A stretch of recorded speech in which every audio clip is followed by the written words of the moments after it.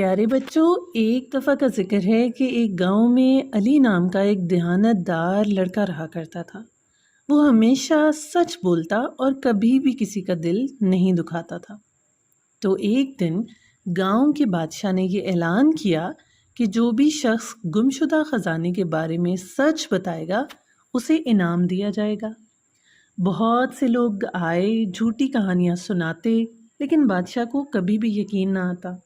آخر علی بادشاہ کے سامنے آیا اور بولا، حضور، میں نہیں جانتا کہ خزانہ کہاں ہے، لیکن میں نے کل پہاڑی کے پاس ایک پرانا صندوق دیکھا تھا۔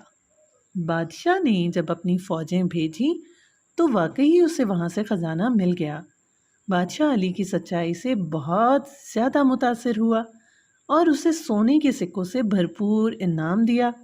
تو پیارے بچوں، زندگی میں ہمیشہ سچ بولیں، کیونکہ سچ بولنے والے ہمیشہ عزت اور کامیابی ہی پاتے ہیں۔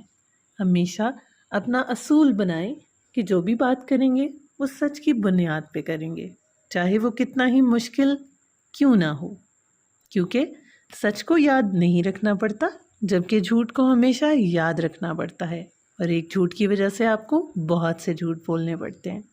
تو بچوں، وعدہ کریں کہ آج کے بعد سے آپ ہمیشہ سچ بولیں گے۔ ہمارے چینل کو لائک کریں، سبسکرائب کریں، شیئر کریں۔ فینٹاسٹیکل جرنیز ود آمنہ۔